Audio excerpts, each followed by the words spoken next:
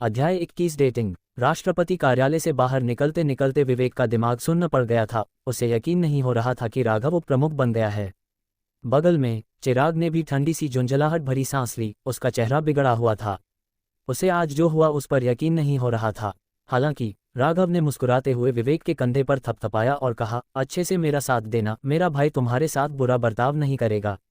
धन्यवाद भाई फैजू। विवेक ने जल्दी से सिर हिलाया।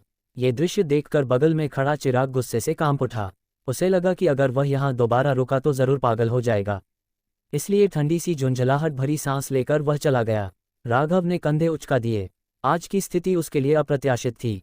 सोचने के बाद उसने सोचा कि अब दूसरा पक्ष उसे दोबारा उकसाने की हिम्मत नहीं करेगा। इसी क्षण उसका मोबाइल फोन बज उठा। अरे कौन है? राघव ने पूछा। अंदाजा लगाओ क्या हुआ। दूसरी तरफ से एक शरारती आवाज आई। ओह पत्नी, तुमने मुझे इस समय क्यों फ़ोन किया? क्या तुम्हें मेरी याद आ रही थी? क्या मैं तुम्हारे घर आऊं? खैर, मेरे पास शाम को बस 2 बोतल रेड वाइन तैयार करने का समय है। चलो इसका आनंद लेते हैं। राघव ने लापरवाही से कहा। अरे तुम्हारी पत्नी कौन है? फ़ोन के दूसरी तरफ से लड़की ने नखरे दिखाते हुए कहा। है ना, तो तुम कौन हो? राघव ने फिर पूछा। तुम कितने बड़े बेवकूफ़ हो, तुम्हें मैं याद भी नहीं। मुझे बहुत दुख हुआ। राघव मुस्कुराया और बोला, मैं कैसे भूल सकता हूँ मिस चौहान। पता चला कि राशि चौहान ने फ़ोन किया था। राशि चौहान ने कहा, तुम्हें जरूर अंदाजा हो गया होगा कि मैं हूँ, इसलिए तुमने मेरा फ़ायदा उठाया। मैं तुम्हारा फ़ायदा कैसे उठा सकता हूँ? मैं तो बस टोफू खा रहा हूँ। राघव ने शर्माते हुए कहा। राघव का चेहरा लाल नहीं हुआ, लेकिन राशि का चेहरा लाल हो गया। वह मुस्कुराए और बोली, क्या तुम मेरे साथ बाहर जाने के लिए खाली हो? अभी? राघव ने अपनी घड़ी देखी, थोड़ा शर्मिंदा होते हुए। क्यों? अगर तुम नहीं आना चाहती तो रहने दो, क्योंकि मैं खास तुम्हारे पास आया हूँ। तुम यहाँ हो? राघव हैरान रह गया। हाँ, बस नीचे तुम्हारी कंपनी में। राघव ने एक खिड़की ढूंढी, नीचे देखा और उसे नीचे एक नीली BMW दिखाई दी। ठीक है, रुको, मैं नीचे जाता हूँ। फ़ोन रखने के बाद राघव नीचे की ओर दौड़ पड़ा, क्योंकि वे आ ही गए थे, वह मना कैसे कर सकता था। तुम कितने धीमे हो? नीचे जाते हुए राघव ने राशि की शिकायत सुनी। क्या अब भी धीमे हो? मैं 16वीं मंजिल से दौड़कर नीचे आया हूँ। राघव ने कंधे उचकाए, लेकिन उसकी सांसें बहुत नियमित थीं। राशि को स्वाभाविक रूप से विश्वास नहीं हुआ और फिर उसने थोड़ा भौहें चढ़ाईं। क्या तुम इसे पहनकर मेरे साथ डेट पर जाओगे? इसमें क्या गड़बड़ है? राघव ने अपने ओवरऑल को देखा, फिर अपना सिर खुजाया। डेट? क्या तुमने टहलने जाने की बात नहीं कही थी? लड़कियों के साथ ऐसे ही घूमना, क्या ये डेट नहीं है? राशि ने अपना सिर थोड़ा झुकाया, बड़ी प्यारी सी मुस्कान के साथ। खैर, डेट ही सही, मुझे कपड़े बदलने का बिल्कुल भी समय नहीं मिला। राघव ने कहा, और पिछला वाला तो इतना साफ नहीं था जितना ये। बाकी सब ठीक है। तुम तो तैयार होने पर ज़्यादा ध्यान नहीं देते। ठीक है, मैं तुम्हें कपड़े खरीदने ले चलती हूँ। इतना कहकर राशि ने राघव को वापस कार में बिठाया। नीली BMW एक तेज रफ्तार से कंपनी से बाहर निकल गई। जमुना पार शहर, कमर्शियल स्ट्रीट। यह इमारत यहीं पर है और सबसे समृद्ध इलाका है। कार पार्क करने के बाद राशि राघव को लेकर एक स्पेशलिटी स्टोर में गई। वह एक मासूम बच्ची की तरह खुश होकर राघव को कपड़े चुनने में मदद करती रही। ये और ये तीनों तुम्हारे लिए सबसे अच्छे हैं, इन्हें ट्राई करो। काफ़ी देर तक चुनने के बाद राशि ने आखिरकार कुछ कपड़े चुने जिनसे वह संतुष्ट थी। ठीक है, राघव ने सिर हिलाया और अपने कपड़े हाथ में लेकर फिटिंग रूम में चला गया। वह कपड़ों के लिए कभी ज़्यादा नखरे नहीं करता था, लेकिन राशि की मेहरबानी से वह मना नहीं कर सकी। तभी बगल में खड़े वेटर ने ठंडे लहजे में कहा, क्या आप वाकई इसे खरीदना चाहते हैं? अगर नहीं खरीदोगे तो ट्राई भी मत करो। ये कपड़े बहुत महंगे हैं। अगर थोड़ी सी भी टूट गई तो तुम इन्हें खरीद नहीं पाओगे। वेटर ने ठंडे लहजे में कहा कि उसे यकीन नहीं था कि राघव इतने महंगे कपड़े खरीद सकता है। राघव के सुरक्षा गार्ड वाले कपड़े देखकर उसे लगा कि वह जरूर कोई सुरक्षा गार्ड होगा, और उनके स्टोर में कपड़ों की कीमत हजारों में होती है। भला कोई सुरक्षा गार्ड इन्हें कैसे खरीद सकता है? राघव की बात सुनकर वह नाराज हो गया। क्या ट्राई भी नहीं कर सकते? वैसे आपको कैसे पता कि मैं नहीं खरीदूंगा? अरे तुम्हारी हिम्मत कैसे हुई पलटकर जवाब देने की? वेटर भी नाराज हो गया। तुम एक टूटे फूटे सुरक्षा गार्ड हो और फिर भी ऐसे कपड़े खरीदना चाहते हो? क्या तुम इसे खरीद सकते हो? क्या तुम्हें पता है इस ड्रेस की कीमत कितनी है? लगता है तुम्हारी सालाना तनख्वाह से तो यह नहीं आएगी। इसलिए मैं तुम्हें सलाह देती हूँ कि इसे नीचे रख दो और हिलना मत, वरना ये गंदी और ख़राब हो जाएगी और शर्मिंदगी तुम्हें ही उठानी पड़ेगी। सुरक्षा गार्ड में क्या बुराई है? क्या सुरक्षा गार्ड का काम इतना नीचा होता है? राघव नाराज था। अभी कितना समय हो गया है? अभी भी काम के प्रति तिरस्कार है। और तुम, एक वेटर, मेरे साथ भेदभाव करने का अधिकार रखते हो। हाँ, राशि अब खुश नहीं थी। वह राघव को कपड़े खरीदने के लिए लाई थी और दोनों खुश थे। लेकिन अब इस वेटर ने सारा मूड खराब कर दिया। वेटर ने ताना मारते हुए कहा, अरे मैं तुम्हें धमकाऊंगा। अगर तुम्हारे पास पैसे हैं तो खरीद लो। खरीदने के बाद मैं तुम्हें चखने दूंगा, नहीं तो यहाँ से चले जाओ। सच कहूँ तो वेटर को यकीन नहीं था कि राघव में ये कपड़े खरीदने की हैसियत है। कितना घमंडी था। और इस दृश्य को देखकर आसपास के ग्राहक कानाफूसी करने लगे। राशि का चेहरा उदास था, उसे उम्मीद नहीं थी कि सामने वाला इतना घमंडी होगा। साथ ही उसे राघव की चिंता भी थी, क्योंकि हालांकि वह राघव की स्थिति के बारे में ज्यादा नहीं जानती थी, लेकिन राघव के काम के हिसाब से उसके पास इतना पैसा होना नामुमकिन था। असल में वह राघव के लिए ये कपड़े खरीदना चाहती थी। लेकिन अब अगर वह ऐसा कहती तो आसपास के लोग जरूर राघव को नीचा दिखाते। इसलिए वह राघव के पास आई, चुपके से एक कार्ड निकाला और राघव के हाथ में थमा दिया। साथ ही उसने फुसफुसाते हुए कहा, माफ करना, मुझे नहीं पता था कि ऐसा होगा। ये लो कार्ड, तुम ले लो। हालांकि राघव ने हल्के से सिर हिलाया। नहीं, भोली लड़की, मैं तुम्हें कैसे दोष दे सकता हूँ। तुम अच्छे इरादे से मुझे कपड़े खरीदने लाई थी। साथ ही उसने कार्ड राशि को लौटाते हुए कहा, चिंता मत करो, मेरे पास उपाय है और मैं कभी नुकसान नहीं उठाऊंगा। एक पुरुष होने के नाते इस समय किसी महिला से मदद कैसे ली जा सकती है। राघव स्वाभाविक रूप से अपनी और राशि की इज्जत बचाने के लिए खड़ा हो गया। इसके अलावा राघव कौन है? वह तो सुपर सोल्जर है। भले ही उसने फटे पुराने कपड़े पहने हो, उसके पास पैसे कैसे नहीं हो सकते। आपको पता ही होगा कि उसके कुछ काम करोड़ों में होते हैं। इसलिए उसके पास बहुत धन है, लेकिन उसे पैसे में कोई दिलचस्पी नहीं है। लेकिन अब किसी ने उसे आर्थिक रूप से नीचा दिखाया। उसे अपनी ताकत दिखानी ही थी। अध्याय 22 तुम गए काम से। हालांकि राघव और राशि को सिर झुकाकर बात करते देख सामने खड़ा वेटर फिर से अकड़ दिखाने लगा। अरे, क्या तुम इसे खरीद सकते हो? मुझे पता था, तुम बेचारे इस तरह के कपड़े कैसे खरीद सकते हो। तो मैं तुम्हें सलाह देता हूँ, यहाँ से चले जाओ। और मैं तुम्हें एक सलाह देता हूँ, भविष्य में इस तरह की जगह पर मत आना, शर्म की बात है। मैं जा रहा हूँ, मेरा दिमाग खराब हो रहा है। राघव आखिरकार और बर्दाश्त नहीं कर सका। मैं तुम्हें थोड़ी इज्जत देना चाहता था, लेकिन तुम मुझे बार बार उकसा रहे हो, तुमसे बचने का कोई रास्ता नहीं है। मुझे माफ कर दो। तुम्हारी उम्र कितनी है? तुम्हारी हिम्मत कैसे हुई ऐसी बात कहने की? वेटर ने ताना मारा। मैंने बहुत से अमीर लोगों को देखा है, वे लोग ऐसा कहने की हिम्मत नहीं करते। तुम्हारी हिम्मत कैसे हुई ऐसी बात कहने की? क्या तुम्हारा दिमाग खराब हो गया है? मैं तुम्हें सलाह देता हूं कि डॉक्टर के पास जाओ, कहीं तुम मानसिक रूप से बीमार न हो जाओ। वेट्रेस बहुत घमंडी थी और उसने राघव को बिल्कुल भी गंभीरता से नहीं लिया। राघव ने भी उसके साथ नरमी से पेश नहीं आई।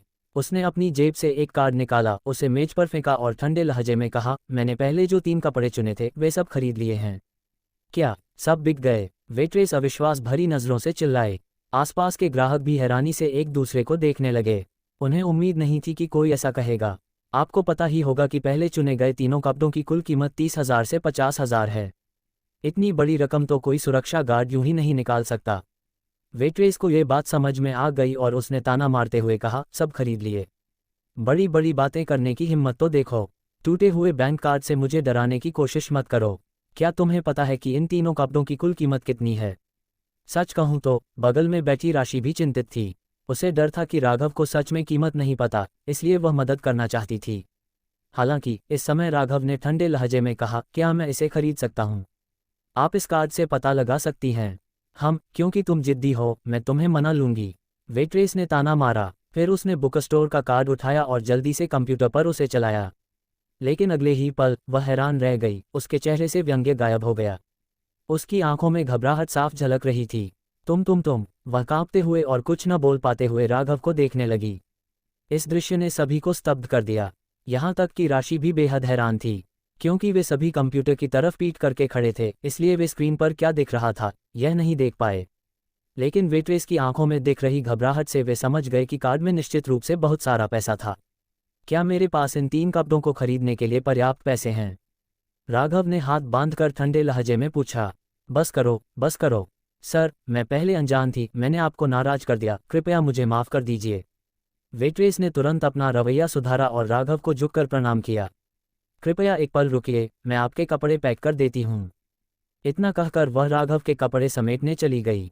लेकिन राघव ने हाथ हिलाकर कहा, रहने दीजिए, अपने मैनेजर से कहिए। क्या मैनेजर को बुलाना है? पहले घमंडी वेट्रेस पूरी तरह से हैरान रह गई। उसका दिमाग सुन्न हो गया और वह स्तब्ध रह गई। उसे समझ नहीं आ रहा था कि क्या जवाब दे। आसपास के अन्य वेटर भी ये दृश्य देखकर समझ गए कि मामला गंभीर है, इसलिए वे जल्दी से मैनेजर को बुलाने चले गए। क्या बात है, मेरे स्टोर में हंगामा करने की हिम्मत कौन करता है? थोड़ी देर में मैनेजर आ गया। वह एक अधेड़ उम्र का आदमी था जिसका पेट निकला हुआ था और उसने सोने के फ्रेम वाला चश्मा पहना हुआ था। वह घमंडी लग रहा था। लेकिन जब उसने कंप्यूटर पर राघव के बैंक कार्ड में शून्य की पूरी श्रृंखला देखी तो वह तुरंत दंग रह गया। उसका चेहरा उस घमंडी वेटर से भी ज्यादा डरा हुआ था। हेलो साहब, मैं यहाँ का मैनेजर हूँ, मैं आपकी क्या मदद कर सकता हूँ? क्या आप यहाँ के मैनेजर हैं? राघव ने सिगरेट निकाली और उसे धीरे से जलाया। आसपास लगे धूम्रपान निषेध के संकेतों पर जरा भी ध्यान नहीं दिया। मैनेजर भी पसीने से तरबतर हो गया और उसे रोकने की हिम्मत नहीं हुई। मैं और मेरी गर्लफ्रेंड कपड़े खरीदने आए थे, लेकिन आपका वेटर इतना घमंडी था कि उसने मुझे कपड़े ट्राई तक नहीं करने दिए और उसने मेरा मजाक भी उड़ाया। मैं इसे बर्दाश्त नहीं कर सकता। इस बारे में आपका क्या विचार है? क्या अभी भी ऐसा होता है? ये सुनकर मैनेजर का पसीना और बढ़ गया। उसने उस वेटर को ठंडी नज़र से देखा और फिर कहा, तुम्हें निकाल दिया गया है, अब जल्दी से अपना सामान पैक करो और यहाँ से निकल जाओ। छी! पहले घमंडी दिखने वाली वेटर जमीन पर गिर पड़ी और उसका पहले जैसा घमंडी रवैया गायब हो गया। आसपास खड़े ग्राहक जो ये दृश्य देख रहे थे, उन्हें जरा भी सहानुभूति नहीं हुई, क्योंकि यह वेटर के खुद के किए का नतीजा था। अगर उसने मजाक न उड़ाया होता तो उसका ये हाल न होता। मैनेजर ने मुस्कुराते हुए राघव की तरफ देखा और मुस्कुराते हुए कहा, महोदय, देखिए, मैंने इस व्यक्ति को नौकरी से निकाल दिया है और मैं भविष्य में कभी आपके सामने नहीं आऊंगी। और ये हमारे स्टोर का वीआईपी कार्ड है, कृपया इसे संभाल कर रखें और भविष्य में जब आप यहाँ से कुछ खरीदेंगे तो आपको 20% की छूट मिलेगी। ठीक है, तो मैं इसे स्वीकार करता हूँ। राघव ने सिर हिलाया और वीआईपी कार्ड ले लिया। उसके बाद मैनेजर ने सावधानीपूर्वक राघव का बैंक कार्ड लौटा दिया और तीनों कपड़ों को लपेट दिया। ठीक है राशि, चलो चलते हैं। राघव ने बैग उठाया, फिर राशि को गले लगाया और दोनों दुकान से बाहर निकल गए। वहां सिर्फ कुछ ही ग्राहक बचे थे, जो चौंकाने वाली बात थी। सच कहें तो राशि का दिमाग भी अब सुन्न हो गया था। उसे सच में समझ नहीं आ रहा था कि राघव को ये कार्ड कहाँ से मिला। ये कार्ड कहाँ से मिला? इसमें कितने पैसे हैं? राशि ने सिर झुकाकर पूछा। अरे पत्नी, क्या तुमने अंदर आने से पहले ही अपने पति के विचार को भांप लिया था? राघव मुस्कुराते हुए बोला, ओह, तुम्हें तो नफरत है। ये सुनकर राशि का चेहरा तुरंत लाल हो गया। दुकान में राघव ने उसे सहेली कहकर बुलाया था, जिससे वह शर्मा गई थी, लेकिन मन ही मन उसे खुशी भी हुई।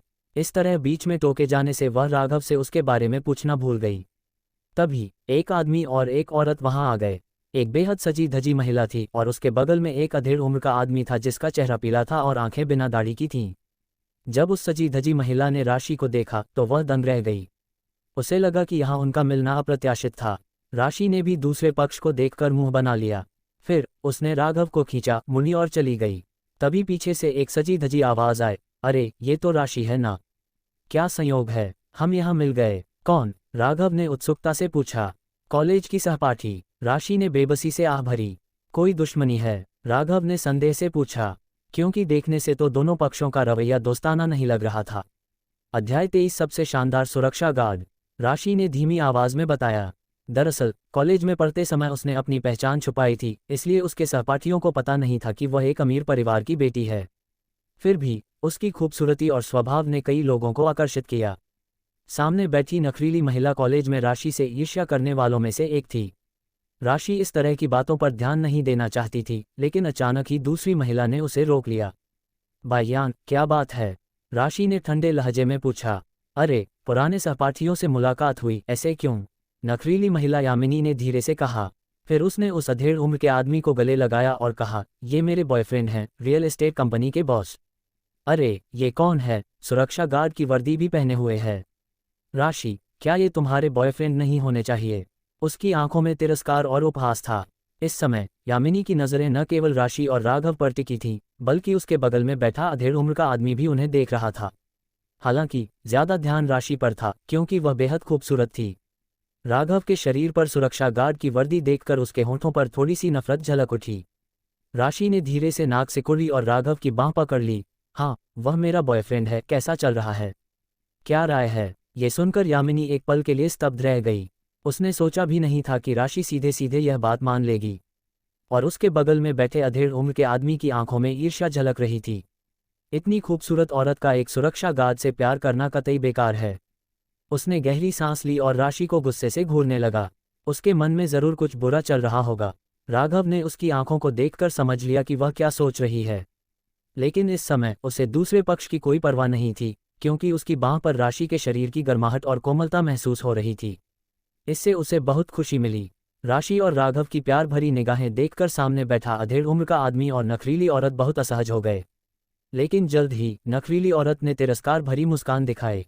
सुरक्षा गार्ड ढूंढने के लिए तुम्हारी नज़रें वाकई खराब हैं। अधेड़ उम्र के आदमी की आंखों में भी तिरस्कार झलक रहा था। राघव अब और बर्दाश्त नहीं कर सका। मैं जाता हूं, एक और पेशेवर घमंडी। सुरक्षा का क्या मामला है? क्या सुरक्षाकर्मी बस इंतजार कर रहे हैं? वह नाखुश दिख रहा था। नखरीली महिला यामिनी ने राघव के हाथों में दुकान के कपड़े देखते ही तुरंत उपहास किया। अरे, तुम तो सच में बड़े ही डरपोक हो। औरतों को कपड़े खरीदने के लिए कह रहे हो? क्या ये अरमानी है? एक पीस की कीमत तो हजारों में है। पता नहीं तुमने ये ड्रेस खरीदने के लिए सालों की बचत खर्च कर दी होगी। पर ये बिल्कुल सही है, मैं और मेरे पति भी तो वहीं जा रहे हैं। मेरे पति तो उस खास दुकान के मैनेजर जायसवाल को जानते हैं। जी हाँ, अधेड़ उम्र के उस आदमी ने भी अकड़ दिखाते हुए कहा, मैं मैनेजर जायसवाल को जानता हूँ और आज उनसे चाय पर मिलने आया हूँ। उन दोनों की अकड़ भरी बातें सुनकर राघव और राशि दोनों नाराज हो गईं। धिक्कार है, तुम्हें कौन सी आंख दिखती है कि मैं तो बस आराम से रहती हूँ। हम दोनों गरीब हैं, ऐसे कपड़े नहीं खरीद सकते। राघव और राशि दोनों ने आंखें घुमाईं। हम दोनों, एक अमीर परिवार की बेटी है, दूसरा सुपर सोल्जर किंग, उनके पास बेहिसाब दौलत है। फिर भी सामने बैठे ये दो बेवकूफ़ उन्हें नीचा दिखाने की हिम्मत कैसे करते हैं? ये तो सच में हैरान करने वाली बात है। राघव और राशि को शांत देखकर यामिनी और सामने खड़े अधेड़ उम्र के आदमी के दांत खुजलाने लगे। दोनों अभी भी उनका मजाक उड़ाना चाहते थे, लेकिन तभी पीछे से एक आकृति दौड़ती हुई आई। जैसे ही उस नखरीली महिला ने उस आकृति को देखा, वह तुरंत मुस्कुराई। ओह मैनेजर जायसवाल, आप बिल्कुल सही समय पर आए हैं। मैं बस आपकी दुकान में कपड़े खरीदने आई थी। इस बार मुझे 2 और खरीदने ही हैं। आपको मुझे छूट देनी ही होगी। वह गर्व से बोली, जैसे किसी को पता न चले कि वह अमीर है। बगल में खड़े अधेड़ उम्र के आदमी ने भी हाथ हिलाकर मुस्कुराते हुए कहा, ललित जायसवाल। पता चला कि पीछे दौड़ने वाला व्यक्ति पिछली दुकान का मैनेजर था, वही मोटा अधेड़ उम्र का आदमी जिसका उपनाम जायसवाल था। वह हौंकते हुए दौड़ा और अधेड़ उम्र के आदमी को नमस्कार करते हुए बोला, पीयूष आप यहाँ हैं। इसके बाद वह राघव के पास आया और सम्मानपूर्वक झुककर बोला, महोदय आप अपनी लाइटर दुकान में भूल गए हैं। मैं अभी लाता हूँ। बात आगे बढ़ाते हुए उसने दोनों हाथों में लाइटर पकड़ी और राघव के पास आया। यह एक बहुत ही साधारण लाइटर था, शायद $1-2 का ही होगा, लेकिन इस समय मैनेजर जायसवाल को देखकर ऐसा लग रहा था मानो उसके हाथ में सोने की ईंट हो। जरा सावधान। ये दृश्य देखकर अधेड़ उम्र का आदमी और नखरीली औरत दोनों अवाक रह गए। उन्हें उम्मीद नहीं थी कि मैनेजर जायसवाल अपने सामने खड़े सुरक्षा गार्ड के सामने झुककर सम्मान दिखाएंगे। उन्हें ऐसा लग रहा था जैसे वे सपना देख रहे हों। राघव ने लापरवाही से लाइटर लिया और सिर हिलाते हुए कहा, बहुत बढ़िया, आपने मेहनत की है। कोई बात नहीं, श्रीमान जायसवाल की सेवा करना मेरे लिए सम्मान की बात है। मैनेजर जू ने फिर से आदरपूर्वक कहा, फिर मुड़कर चले गए। राघव ने लाइटर रख दिया। फिर उसने स्तब्ध अधेड़ उम्र के व्यक्ति और नखरीली महिला पर एक नज़र डाली। फिर उसके होंठों के कोने पर एक व्यंग्य भरी मुस्कान आ गई। पत्नी, क्या तुम्हें लगता है कि हमने इन 3 कपड़ों को खरीदने में कई सालों की तनख्वाह खर्च कर दी? राशि ने उंगलियां जोड़कर सोचा, 3 साल? हम गरीब हैं और इस तरह के कपड़े नहीं खरीद सकते। ये तो वाकई संजोने लायक है। राघव और राशि ने गंभीरता से कहा। हालांकि ये शब्द उस अधेड़ उम्र के आदमी और यामिनी के कानों में बहुत चुभे। राघव और राशि गरीब हैं, कपड़े नहीं खरीद सकते, ये तो मजाक है। मैनेजर जायसवाल भी इज्जतदार हैं, कोई भी अंदाजा लगा सकता है कि इन दोनों की हैसियत कितनी कम होगी। ये सोचकर उस अधेड़ उम्र के आदमी और नखरीली यामिनी के चेहरे बेहद बिगड़ गए, मानो उन्हें सबके सामने थप्पड़ पड़ा हो, और वे पूरी तरह से हैरान रह गए। धिक्कार है, ये कैसे हो सकता है? वो तो सिर्फ एक सुरक्षा गार्ड है, मैनेजर जायसवाल इतना इज्जतदार कैसे हो सकता है? यामिनी ने दांत पीसते हुए कहा। उसे कुछ समझ नहीं आ रहा था। अधेड़ उम्र के उस आदमी की आंखें उदास थीं और उसने धीरे से कहा, चुप रहो। फिर उसने राघव की तरफ देखकर मुस्कुराते हुए कहा, मेरा उपनाम चौहान है, मेरा नाम विशेष चौहान है और मानव रियल एस्टेट कंपनी का मालिक हूँ। मुझे नहीं पता कि इस सज्जन का क्या नाम है। राघव, सुरक्षा गार्ड। राघव ने कंधे उचकाते हुए लापरवाही से कहा। ये सुनकर अधेड़ उम्र के विशेष चौहान और नखरीली महिला यामिनी के होंठों के कोने फिर से सिकुड़ गए। सुरक्षा गार्ड? मजाक? उन्हें इस बार यकीन नहीं हो रहा था, लेकिन उन्हें नहीं पता था कि राघव ने जो कहा वह सच था। उसका काम सचमुच सुरक्षा गार्ड का था। अगर हम मिले भी तो साथ में एक ड्रिंक क्यों न लें? अधेड़ उम्र के उस आदमी ने मुस्कुराते हुए कहा, माफ़ कीजिए, मुझे कोई दिलचस्पी नहीं है। राघव ने दृढ़ता से मना कर दिया।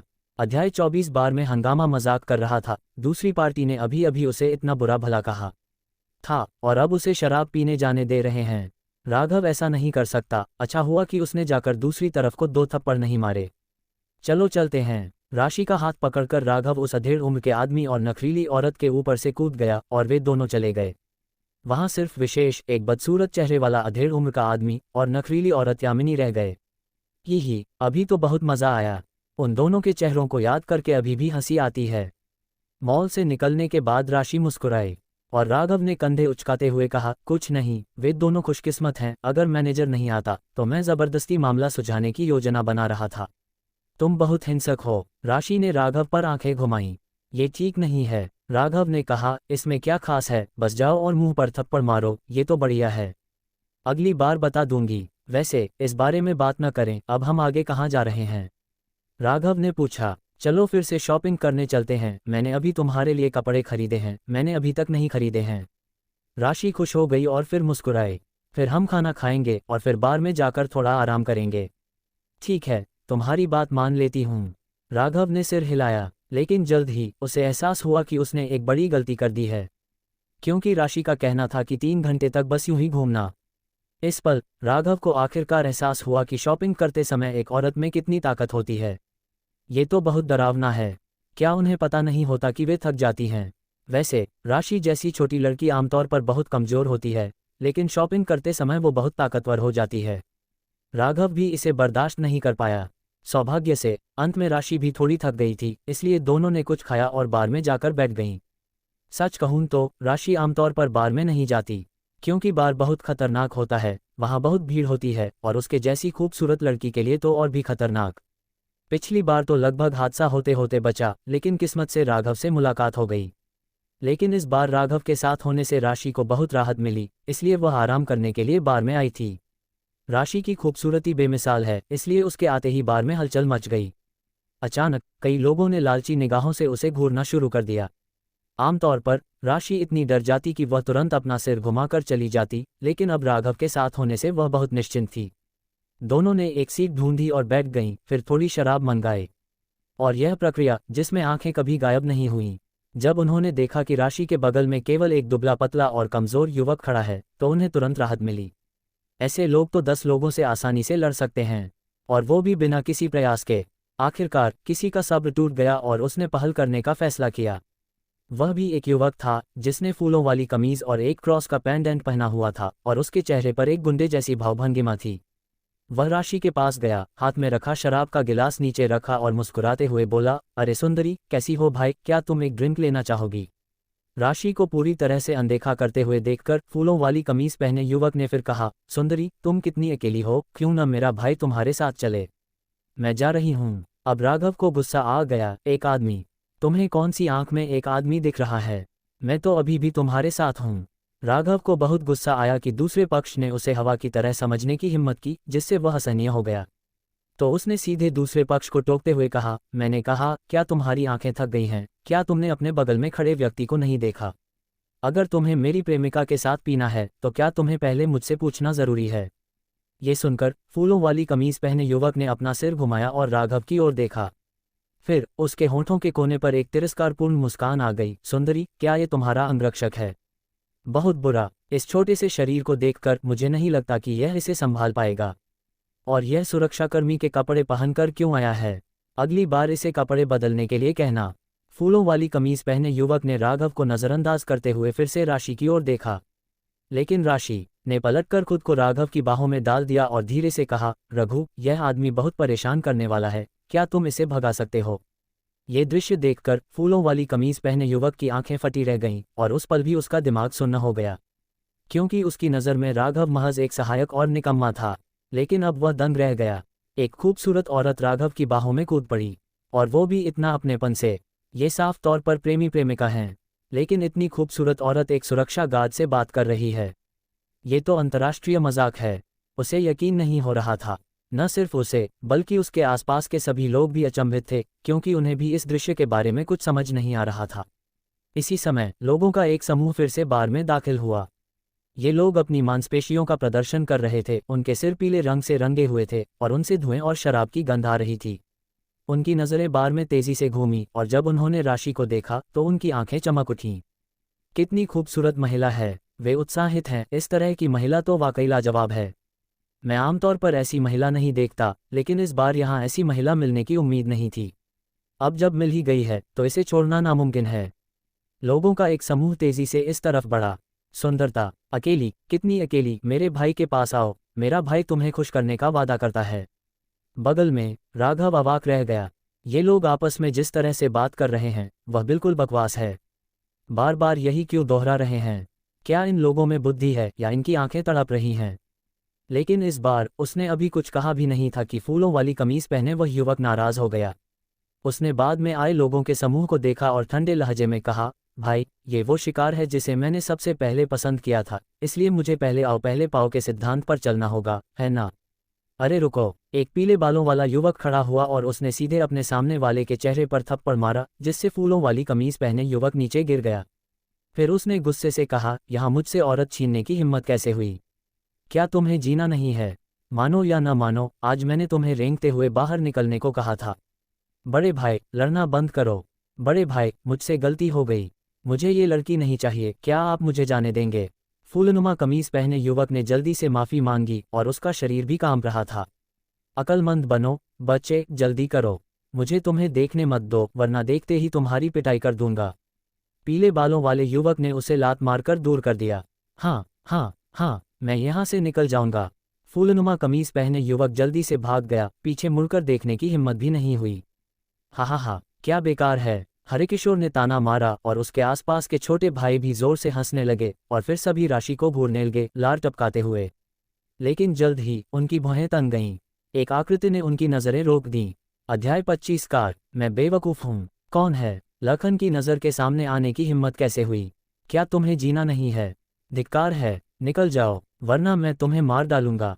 लोगों का एक समूह दहाड़ा, लेकिन जब उन्होंने एक दूसरे के कपड़े देखे तो वे तुरंत भौहें चढ़ा बैठे। सुरक्षा कहाँ से आई? तुम अभी भी लड़के क्यों हो? लड़के, क्या तुम भी किसी हीरो से सुंदरता को बचाना चाहते हो? अपने छोटे शरीर को मत देखो, तुम्हारी तरह मैं भी 10 को पीट सकता हूँ। तो अगर मरना नहीं चाहते तो निकल जाओ। झुंझुनू, माफ़ी मांगो, फिर रास्ते से हट जाओ, वरना मुझे बदतमीजी के लिए दोष मत देना।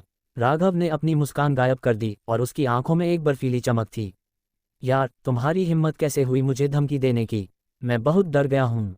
हरिकिशोर ने ताना मारा, लड़के, अपनी ताकत मत देखो, लखन के सामने घमंड करने की हिम्मत कैसे हुई? देखो, मैं तुम्हें नहीं मारूंगा।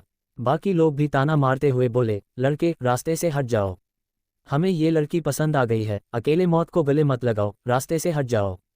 कुछ लोग फिर से घमंडी हो गए, क्योंकि उन्होंने देखा कि राघव अकेला है और उसके साथ कोई साथी नहीं है। इसके अलावा ऐसा लगता है कि उसमें लड़ने की कोई ताकत ही नहीं है। राघव ने कुछ नहीं कहा, उसने सीधे अपने कामों से खुद को साबित कर दिया। हथेली हिलाते ही उसने तुरंत अपने प्रतिद्वंदी के चेहरे पर एक जोरदार थप्पड़ मारा। पेंग, एक धीमी आवाज सुनाई दी और सामने वाले पीले बालों वाले को सीधा चोट लगी, यहाँ तक कि उसके कुछ सामने के दांत भी टूट गए। हरिकिशोर सचमुच हैरान रह गया, उसे विश्वास नहीं हो रहा था कि दूसरा पक्ष उस पर हमला करने की हिम्मत कैसे कर सकता है। दूसरी तरफ सिर्फ एक व्यक्ति है और उनकी तरफ 10 से ज्यादा लोग हैं। इतनी बड़ी शक्ति के अंतर के बावजूद दूसरा पक्ष ऐसा करने की हिम्मत कैसे कर सकता है? उसकी हिम्मत कैसे हुई? क्या उसे मौत से डर नहीं लगता? लड़के, तुम्हारी हिम्मत कैसे हुई मुझे मारने की? मैं तुम्हें जान से मार दूंगा। हरिकिशोर दहाड़ा। वह पहले कभी इतना गुस्से में नहीं था, लेकिन जवाब में उसे एक और थप्पड़ मिला। ये थप्पड़ पहले वाले से भी ज्यादा बेरहम था, जिसने सीधे विरोधी के दांत तोड़ दिए। इतना ही नहीं, हरिकिशोर का शरीर एक तरफ उछलकर उसके बगल वाली मेज से टकरा गया। धिक्कार है, हिम्मत कैसे हुई? भाइयों, आओ, मेरे लिए इसे मार डालो। ये देखकर बाकी लोग भी गुस्से में आ गए, एक एक करके मुट्ठियां उठाकर आगे बढ़ने को तैयार हो गए। और राघव सचमुच स्थिर खड़ा था, उसकी आंखें ठंडी थीं और उसका पूरा व्यक्तित्व किसी युद्ध देवता की तरह था, एकदम शांत। सच कहूं तो उसने इन लोगों पर जरा भी ध्यान नहीं दिया। हालांकि उसके पीछे खड़ी राशि ने ऐसा युद्ध पहले भी नहीं देखा था, इसलिए वह बहुत घबराई हुई थी। राघव, तुम ठीक हो?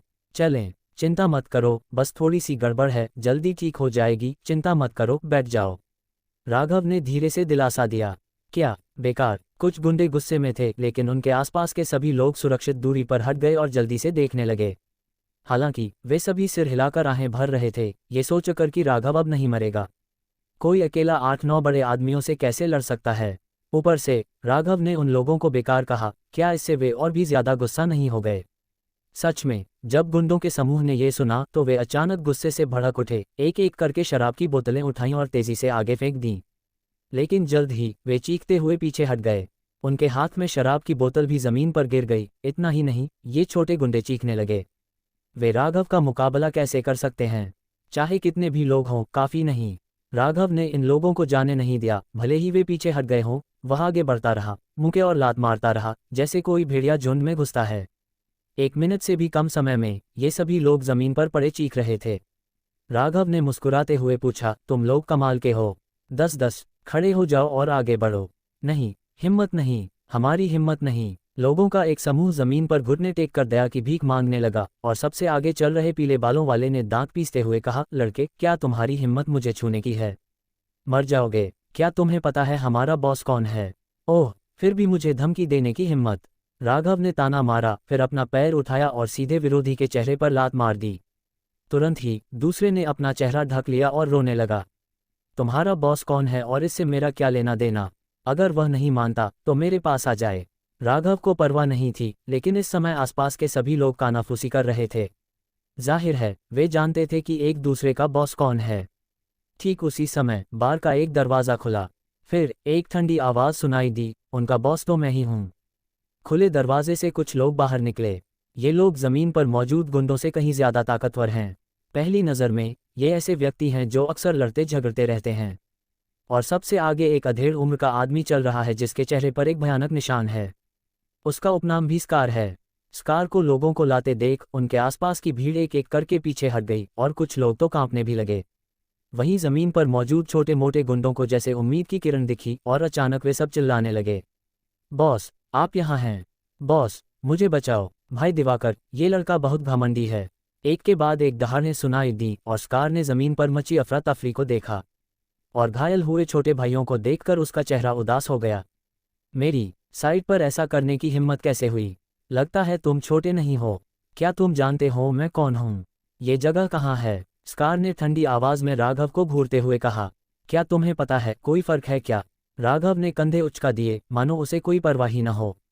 दूसरे पक्ष के शांत चेहरे को देखकर स्कार भी भौहें चढ़ाकर ठंडे लहजे में पूछा, लड़के, तुम कौन हो? तुम कहाँ घूमते हो? कौन? मैं तो सुरक्षा गार्ड हूँ। क्या तुम्हें दिख नहीं रहा? राघव ने अपने कपड़ों की ओर इशारा किया। ये सुनकर आसपास के लोगों की आंखें फटी रह गईं। क्या इस लड़के को पता है कि स्कार कौन है? क्या तुम मजाक कर रहे हो? कहीं ऐसा तो नहीं कि उसे मौत के बारे में लिखना नहीं आता? स्कार का चेहरा भी उतर गया और उसे साफ तौर पर लगा कि उसकी बुद्धि का अपमान हुआ है। इसलिए उसने ठंडे लहजे में कहा, लड़के, तुम आग से खेल रहे हो? आग से खेल रहे हो? नहीं, मैं तो बस कुत्ते को टहला रहा हूँ। राघव मुस्कुराया, फिर उसने एक सिगरेट निकाली, उसे जलाया और धीरे से बोला, पागल कुत्तों का एक झुंड काटने को ताक पर था, मैंने उन्हें सबक सिखा दिया। बेशर्म, भाई दिवाकर से इस तरह बात करने की हिम्मत कैसे हुई? क्या तुम्हें जीना नहीं है? लड़के, भाई दिवाकर ईस्ट स्ट्रीट का जालिम है, इस बार का मालिक। अगर तुम एक दूसरे को जानते हो तो तुम्हें घुटने टेक कर माफी मांगनी चाहिए, वरना आज तुम यहाँ से निकल नहीं पाओगे। क्या तुम यहाँ के मालिक हो? राघव थोड़ा हैरान हुआ, लेकिन फिर ठंडे लहजे में बोला, अगर ऐसा है तो तुम्हें अपने कुत्ते का अच्छे से ख्याल रखना चाहिए ताकि वो बाहर आकर लोगों को न काटे। स्कार की आंखें ठंडी थीं, कुत्ता ही क्यों न हो, मुझे खुद को सबक सिखाना ही पड़ेगा। तुम में से जो भी हरकत करने की हिम्मत करोगे, आज का मामला इतना आसान नहीं है। जब तक क्या? राघव ने मुंह में सिगरेट लिए पूछा। बात बहुत सीधी है, इस औरत की वजह से है। तुम इस औरत को एक रात मेरे साथ रहने दो और मैं तुम्हें जाने दूंगा। स्कार ने राशि की तरफ इशारा करते हुए कहा और आसपास के छोटे भाई भी जोर जोर से हंस रहे थे।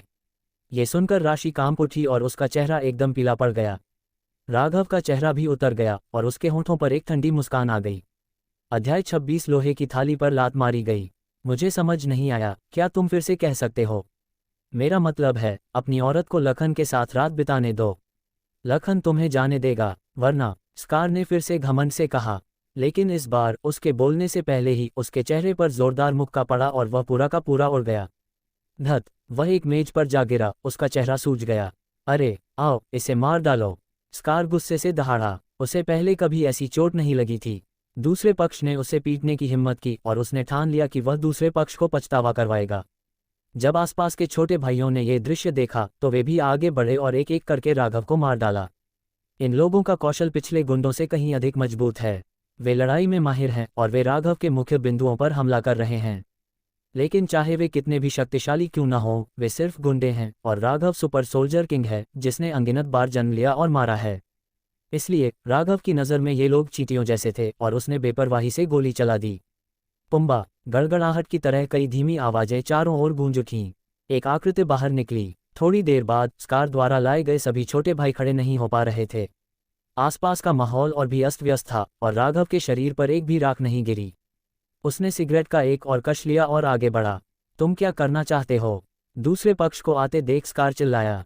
सच कहूं तो वह डरपोक नहीं था। वह अपनी ताकत के दम पर ही आज इस मुकाम तक पहुंचा है। हालांकि अपने लंबे जीवन में उसने कभी इतना ताकतवर इंसान नहीं देखा था। 1 मिनट से भी कम समय में उसके आसपास के सभी छोटे भाई जमीन पर गिर पड़े और उनमें से कोई भी खड़ा नहीं हो पा रहा था। उसने इस तरह की युद्ध शक्ति के बारे में कभी नहीं सुना था। तुम कौन हो? स्कार ने कांपते हुए पीछे हटते हुए पूछा। मैं कौन हूं? क्या तुम अब तक यही सवाल पूछते रहे? राघव ने ताना मारा। तुम्हारी हिम्मत तो यही है कि ऐसा कह रहे हो तो तुम्हें अपने शब्दों की कीमत चुकानी पड़ेगी। भाई, आज जो हुआ उसके बारे में मैं गलत था। इस तरह तुम्हारी भी पिटाई हो गई और तुम्हारा गुस्सा भी शांत हो गया। क्यों न हम यहीं रुक जाएं? स्कार ने जल्दी से कहा। यह सुनकर आसपास के सभी ग्राहकों के रोंगटे खड़े हो गए और उन्हें यकीन नहीं हुआ। लेकिन स्कार की ताकत को जानते हुए पूरी गली में ऐसे लोग हैं जो किसी से कुछ नहीं कहते और कोई भी उन्हें उकसाने की हिम्मत नहीं करता।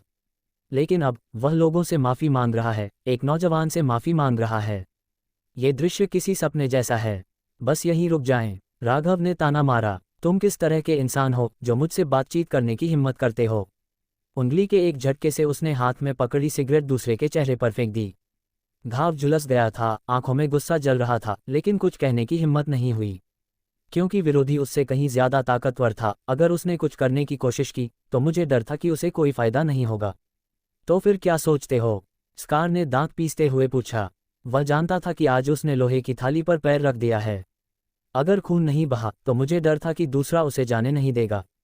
बात बहुत सीधी है, मुझे तुम्हारी जान नहीं चाहिए। मैं खुद को 10 थप्पड़ मारूंगा और फिर अपनी औरत से माफी मांग लूंगा। बात यहीं खत्म। क्या? मुंह खोलो। जब उसके आसपास के ग्राहकों ने यह सुना तो उनकी पलकें फटी रह गईं। क्या ये स्कार का अपमान नहीं है? स्कार के इस पागलपन भरे स्वभाव को देखते हुए भला वह कैसे मान सकता था? जैसे ही स्कार ने यह सुना उसका चेहरा अचानक उदास हो गया। वह एक क्रोधित बाघ की तरह था और उसका पूरा व्यक्तित्व अत्यंत क्रूर हो गया। मेरे लिए मर जा। दहाड़ते हुए उसने एक छोटा सा चाकू निकाला और राघव पर वार कर दिया।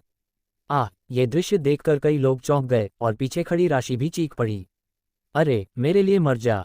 स्कार ने वार किया, लेकिन राघव ने ठंडी सांस ली और हथेली के एक झटके से विरोधी का चाकू उसके हाथ में आ गया। क्या ये कैसे हो सकता है? स्कार स्तब्ध रह गया, इस दृश्य को देखता रह गया। उसे समझ नहीं आ रहा था कि उसका चाकू दूसरे के हाथ में कैसे आ गया। लेकिन अगले ही पल वह चीख पड़ा।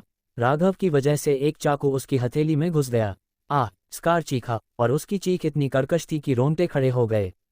दूसरी ओर राघव के होश उड़ गए। उसने कहा, चूंकि तुम यह नहीं करना चाहते तो मैं ही कर सकता हूं। इतना कहते हुए उसने हाथ उठाया और दूसरे के चेहरे पर जोरदार थप्पड़ मारा। धड़ाम। ताली। 10 जोरदार थप्पड़ों की आवाज आई और फिर राघव ने अपना हाथ पीछे खींच लिया और स्कार का पूरा शरीर सुअर के सिर जैसा हो गया। लड़के, तुम कौन हो? अपना नाम बताने की हिम्मत कैसे हुई? क्या तुम्हें पता है कि मैं यंग मास्टर संजय सेन हूं? स्कार ने दांत पीसते हुए कहा।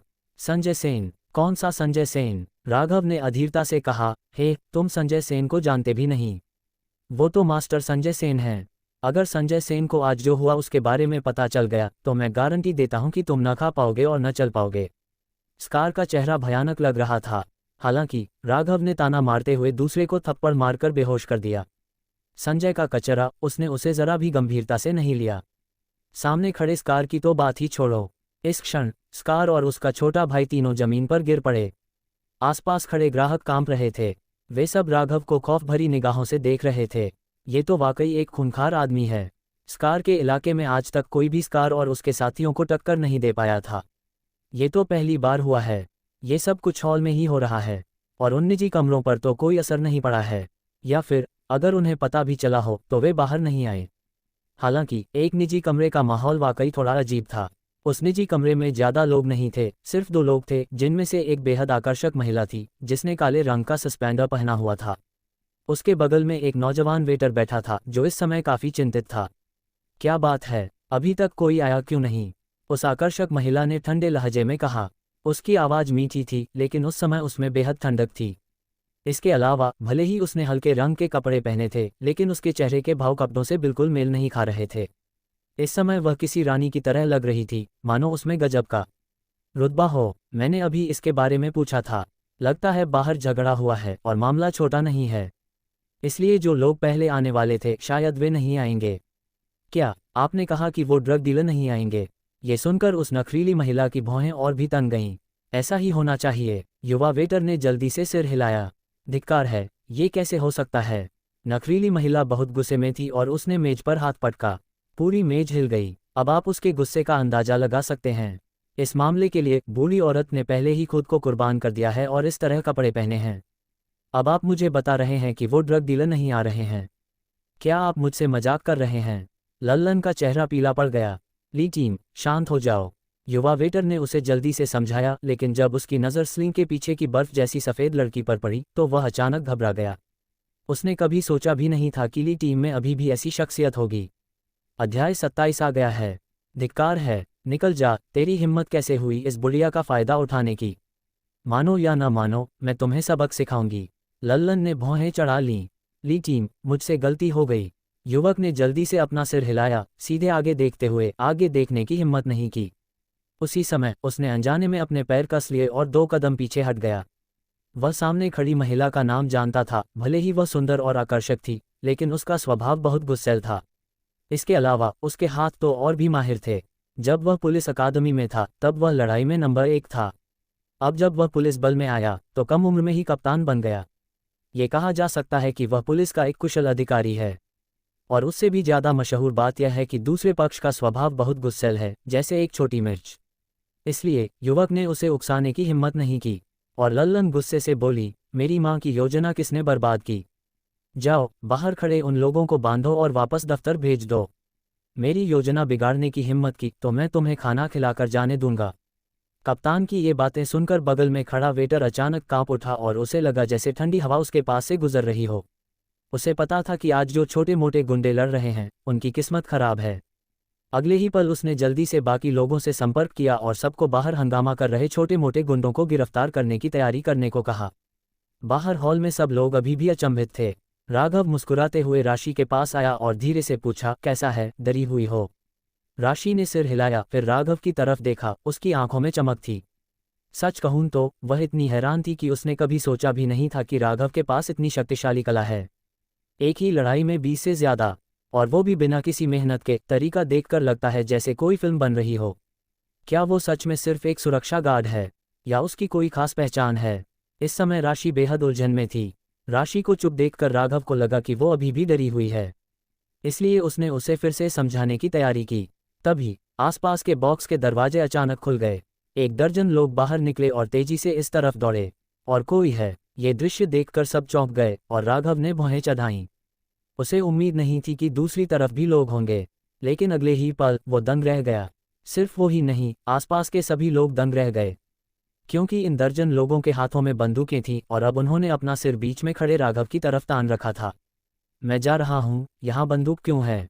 ये दृश्य देखकर राघव ने भौहें चढ़ाईं। उसने कभी सोचा भी नहीं था कि कुछ गुंडों के पास बंदूकें भी होंगी। ये तो बिल्कुल अप्रत्याशित है। आज के समाज में ये लोग बंदूकें कैसे रख सकते हैं? भले ही वह सुपर सोल्जर किंग है, लेकिन 1 दर्जन से ज़्यादा बंदूकधारियों और उसके बगल में खड़ी राशि के सामने अगर वह पूरी तरह पीछे हटता है तो मुझे डर है कि यह इतना आसान नहीं होगा। बाहर निकले लगभग 1 दर्जन लोग, सभी के हाथों में पिस्तौलें थीं, जोर से चिल्लाए, पुलिस मामला संभाल रही है, और ये सभी सिर झुकाकर लेट गए हैं। पुलिस? ये सुनकर राघव को भी राहत मिली। मैं बस इतना ही कहूँगा, इन छोटे मोटे गुंडों के हाथों में बंदूकें कैसे हो सकती हैं? आसपास के कुछ लोग जल्दी से सिर पकड़कर लेट गए, जबकि राशि का चेहरा पीला पड़ गया था और उसने राघव के कपड़ों का कोना कसकर पकड़ रखा था। राघव ने थोड़ा भौहें चढ़ाईं, पुलिस यहाँ क्यों आई? उसने अभी कुछ गुंडों को ही मारा है तो वह इन लोगों को गोली चलाने नहीं देगा, है ना? इसके अलावा सामने से आने वालों की गति बहुत तेज है, अभी सिर्फ 1 मिनट ही बीता है। ये कैसी कुशलता है? क्या घरेलू कुशलता इतनी ज्यादा है? असंभव। राघव ने अपना सिर हिलाया। एक सुपर सोल्जर होने के नाते वह इस क्षेत्र में बहुत अनुभवी है और उसने अनुमान लगाया कि ये पुलिस अधिकारी शायद किसी बड़े मामले को संभाल रहे हैं और इन लोगों को पुलिस ने सिर्फ देखने के लिए पकड़ा है। दरअसल राघव का अनुमान बिल्कुल सही था। इन पुलिस अधिकारियों का उद्देश्य ड्रग डीलरों को गिरफ्तार करना था, लेकिन ड्रग डीलर भाग चुके थे और वे उन्हें पकड़ नहीं पाए। अब सुचेन और लड़ने वालों को वापस ले जाना स्वाभाविक था। सभी को सिर झुकाकर नीचे बैठे देखकर राघव और राशि ने अभी तक ऐसा नहीं किया था। सभी पुलिस वालों ने पीछे मुड़कर देखा। तुम दोनों जल्दी से नीचे बैठ जाओ। राशि डरी हुई थी लेकिन फिर भी बैठ गई। राघव ने कंधे उचकाते हुए जल्दी से कहा, अरे यार, हम कानून का पालन करने वाले नागरिक हैं, क्या हम सिर्फ एक बार में जा रहे हैं? हम पर बंदूक तानने का क्या मतलब? भाई मुझे डराओ मत, मैं डरपोक हूँ, डर से बीमार पड़ना मुश्किल है। राघव के चेहरे पर डर साफ झलक रहा था। ये सुनकर सब लोग दंग रह गए। उन्हें लगा था कि राघव एक आतंकवादी है, लेकिन अब लगता है कि सामने वाला व्यक्ति ऐसा बिल्कुल नहीं है। मौत से डरने वाला इतना काया आदमी अपने आसपास 20 से ज्यादा गुंडों के साथ कैसे उलझ सकता है? यहाँ तक कि ललिता भी भौहें चढ़ा बैठी। उसने देखा कि सामने वाला व्यक्ति बहुत ही नाजुक और दुबला पतला था। ऊपर से उसने सुरक्षा वर्दी पहनी हुई थी। किसी भी तरह से देखा जाए वह कल्पना में बनी लड़ने वाले व्यक्ति की छवि से बिल्कुल अलग था। लेकिन अब वह इस बात से नाराज है कि सामने वाला पक्ष नाराज है या नहीं। करो, पहले इसे वापस ले आओ, फिर बात करेंगे। तुम लोग ऊपर जाओ और उसके शरीर की तलाशी लो। जी हाँ। तुरंत ही कई पुलिसकर्मी तलाशी के लिए आगे बढ़े। राघव कुछ देर के लिए अवाक रह गया। मैं चला जाऊंगा, मैं सच में एक अच्छा नागरिक हूं और क्या मैं इतना डरपोक हूं? 3-4 पुलिसकर्मियों को वर्दी लेने के लिए आना पड़ेगा। वह तो बिल्कुल चुप हो गया है। बकवास बंद करो, कृपया हमारे काम में सहयोग करो, एक पुलिसकर्मी ने गंभीरता से कहा। ठीक है, सहयोग करो। राघव ने कंधे उचकाए और अपने हाथ सिर पर रख लिए, लेकिन नीचे नहीं बैठा, क्योंकि ये कुछ पुलिसकर्मी पहले ही पीछे हटने लगे थे। और राघव लगातार पुकारता रहा, मैं जा रहा हूं, तुम लोग कहाँ हो? वहां नहीं। सुनो, मेरी स्थिति सामान्य है, मैं तुम्हारे लिए साबुन नहीं उठाऊंगा। ये सुनकर ललिता के होंठ फड़कने लगे, उसके चेहरे पर काली लकीरें पड़ गईं। इसे मुझे वापस ले आओ। तुरंत ही ये पुलिसकर्मी राघव और बदमाशों के समूह को जमीन पर वापस ले गए। राघव सिंघानिया। ये दृश्य देखकर राशि बेहद चिंतित हो गई। उसे डर था कि राघव को कुछ हो न जाए। राघव मुस्कुराया और बोला, चिंता मत करो, सब ठीक है, तुम पहले घर जाओ, मैं बाहर आते ही तुम्हें फोन कर दूंगा। हालांकि उसके बोलने से पहले ही उसे पुलिस के बिना ही ले जाया गया। सच कहें तो राघव को पुलिस द्वारा पहली बार ले जाया गया था, इसलिए जब वह पूछताछ कक्ष में पहुंचा तो वह भी बहुत उत्सुक था। क्या देख रहे हो? पूछताछ कक्ष देखा ही नहीं? सामने से लल्लन गुस्से से बोला। बेशक मैंने इसे पहले नहीं देखा। राघव ने सिर हिलाया, मैं कानून का पालन करने वाला एक अच्छा नागरिक हूं, मैं ऐसी जगह कैसे आ सकता हूं? पुलिस बहन, आपसे जरूर कोई गलती हो गई होगी। आप इतनी खूबसूरत और इतनी आकर्षक लग रही हैं, आपका दिल जरूर अच्छा होगा। जल्दी करो और मुझे जाने दो, मेरी प्रेमिका परेशान हो जाएगी। चुप रहो, लल्लन ने अधीरता से कहा। दूसरी महिला सचमुच बहुत परेशान करने वाली थी। हालांकि उसे कानून का पालन करने वाली और अच्छी नागरिक कहा जाता था, लेकिन उसकी आंखें लालची थीं और वह अक्सर उसे घूरती रहती थी। उसके बारे में कुछ भी अच्छा नहीं लगता। अध्याय 28। सच बताओ, उसके बगल में खड़े दोनों पुलिस अधिकारियों ने भी ठंडे स्वर में कहा। उनकी आंखें चाकू की तरह ठंडी थीं। इस समय ललिता ने किताब खोली और ठंडे स्वर में पूछा, बताओ तुम्हारा नाम क्या है? राघव सिंघानिया। लिंग। क्या मैं इतना आसानी से पहचाना नहीं जा सकता? राघव अवाक रह गया। बकवास बंद करो, जो भी पूछो उसका जवाब दो, ललिता ने ठंडे स्वर में कहा। पुरुष। उम्र 23। राघव ने कहा, मैं अविवाहित हूँ, मेरे पास न तो कार है और न ही घर, लेकिन मेरा भविष्य उज्ज्वल है। पुलिस बहन, अगर आपका कोई दोस्त हो तो आप मुझे उससे मिलवा सकती हैं। जरूर, मैं ज्यादा मांग नहीं कर रही, बस अपनी मर्जी से ढूंढ लो। चुप रहो। ललिता ने भौहें चढ़ाकर अपने हाथ में पकड़ी बॉल पॉइंट पेन तोड़ दी। इतनी बकवास, जब मैं पूछती हूं तो क्या जवाब देते हो और बिना पूछे जवाब देने की इजाजत नहीं है। राघव ने सिर हिलाया और फिर फुसफुसाते हुए कहा, पुलिस बहन, क्या आपका कोई बॉयफ्रेंड है? मुझे लगता है हम दोनों एक दूसरे के लिए बने हैं। सच कहूं तो अब ललिता का मन उसे जान से मारने का कर रहा था। उसने राघव को ठंडी निगाहों से देखा, मानो उसे तुरंत पीट देना चाहती हो। लेकिन अंत में उसने खुद को रोक लिया। तुम कहाँ रहते हो? उसने फिर पूछा। इस बार राघव ज्यादा आज्ञाकारी था और उसने ईमानदारी से पता बताया, लेकिन उसने चाहत के घर का पता बताया। इसलिए जब उसने बताना खत्म किया तो ललिता और उसके बगल में खड़े दोनों पुलिस अधिकारियों ने भौहें चढ़ा लीं। क्योंकि यह पता रीगल विलास इलाके में लगता है। उसके सामने खड़ा सुरक्षा गार्ड ऐसी जगह कैसे रह सकता है? लड़के, मैंने तुम्हारा पता पूछा था, तुम्हारा काम करने का पता नहीं। ललिता ने भौहें चढ़ाते हुए कहा। मैं जा रहा हूँ, तुम्हारा क्या मतलब है? मैं यहीं रहता हूँ। धिक्कार है, मुझे नीचा मत दिखाओ। राघव अब खुश नहीं था। मुझे बदतमीजी के लिए दोष मत दो, ललिता ने ठंडे लहजे में कहा। बाकी दोनों पुलिसकर्मियों ने भी भौहें चढ़ा लीं। जाहिर है उन्हें इस पर जरा भी यकीन नहीं हुआ। धिक्कार है, तुम लोग भेदभाव कर रहे हो। एक पुलिस अधिकारी ऐसा कैसे कर सकता है? हालांकि मैं एक सुरक्षा गार्ड हूँ, किसने ये शर्त रखी है कि मैं वहां नहीं रह सकता? राघव ने नाराजगी से कहा। ये सुनकर ललिता के होंठ सिकुड़ गए, लेकिन वह इस मामले में उलझना नहीं चाहती थी, इसलिए उसने अगला सवाल ही पूछा। पेशा, सुरक्षाकर्मी, क्या तुमने नहीं देखा कि मैंने सुरक्षा वर्दी पहनी हुई थी? राघव फिर से अवाक रह गया। जल्द ही बुनियादी जानकारी पूछी गई। ललिता की आवाज़ फिर से ठंडी हो गई। बताओ, तुम बार में क्यों लड़ रहे हो? लड़ाई? पुलिस बहन, मुझे लगता है तुम गलत समझ रही हो। मैं आत्मरक्षा में लड़ रहा हूँ। वो गुंडे मेरी गर्लफ्रेंड के साथ छेड़छाड़ करना चाहते हैं। तुम्हें क्या लगता है कि मैं उनका मुकाबला नहीं कर सकता? मैं पलटवार नहीं करता, क्या मैं मर्द कहलाऊंगा? समस्याओं से निपटने के कई तरीके होते हैं और हिंसा सबसे बुरा तरीका है। ललिता ने ठंडे लहजे में कहा। मुझे लगता है कि एक वयस्क होने के नाते तुम्हें ये पता होना चाहिए। मैं भी उनसे तर्क करना चाहता हूँ, लेकिन वे कहते हैं कि उनका तर्क ये है कि जिसके पास ज़्यादा ताकत होगी वही समस्या का समाधान करेगा। मैं क्या करूँ? राघव ने कंधे उचका दिए। तुम क्या कह रही हो? तुम्हें नहीं पता कि वे गुंडे कैसे हैं? क्या तुम्हें सच में लगता है कि वे समझदार लोग हैं? खैर, अगर ऐसा है तो तुम ज़्यादा सख्ती नहीं कर सकती। पुलिस बहन, मेरे साथ बहुत अन्याय हुआ है, मैं तो बस आत्मरक्षा कर रहा था। जहाँ तक बात है कि यह कितना गंभीर है, वे सब लड़ रहे हैं। इसकी परवाह कौन करता है? वैसे भी मैं तो बस लड़ रहा हूँ। क्या तुम मुझ पर इतनी सारी बंदूकें ताने खड़ी हो? ये कहते हुए राघव के चेहरे पर भी डर का भाव आ गया। ललिता गुस्से से दांत पीस रही थी। इस बारे में बात न करना ही बेहतर है, क्योंकि जिक्र होते ही वह नाराज हो जाती है। उन ड्रग डीलरों को पकड़ने के लिए उन्होंने 3 महीने तक सावधानीपूर्वक योजना बनाई, बिना सोए बार में घात लगाकर बैठे रहे, आखिरी समय का इंतजार करते रहे। लेकिन उन्हें क्या उम्मीद थी कि उनकी सारी मेहनत बेकार हो जाएगी? क्या इससे उसे गुस्सा आया? इसलिए उसने राघव को गुस्से से घूरा और वह उसे रोक नहीं पाए। ललिता की निगाहों को महसूस करते हुए राघव के रोंगटे खड़े हो गए। उसे उम्मीद नहीं थी कि सामने वाला इतना घुटन भरा माहौल बना सकता है। मैं जा रहा हूँ, क्या ये सिर्फ एक लड़ाई है? रहने दो, राघव मन ही मन बुदबुदाया। ये छोटी लड़की बहुत चिड़चिड़ी है, वह अपना जानलेवा माहौल कैसे बना सकती है? क्या तुम्हें पता है कि तुम जो कर रहे हो वह गैरकानूनी है? राघव ने गुस्से से कहा। मेरे साथ अन्याय हुआ है पुलिस बहन, मैं सच में एक अच्छा इंसान हूँ। बुरे लोग मुझे पीट नहीं सकते। मैं पलटवार नहीं करूँगा। क्या सभी अच्छे लोग ऐसे ही नहीं मर जाते? मुझे लगता है मैंने आत्मरक्षा में ऐसा किया। लोगों को नुकसान से बचाने के लिए आपको मुझे इनाम देना चाहिए। बेहतर होगा कि आप मुझे एक बड़ा लाल लिफाफा दें। ये सुनकर ललिता की तो बात ही छोड़िए, आसपास के दोनों पुलिसकर्मियों के होंठ कांप रहे थे। वे उस लड़के को पीटने के लिए बेताब थे। सुरक्षा गार्ड बनने से पहले आप क्या करते थे? ललिता ने अचानक सवाल पूछा।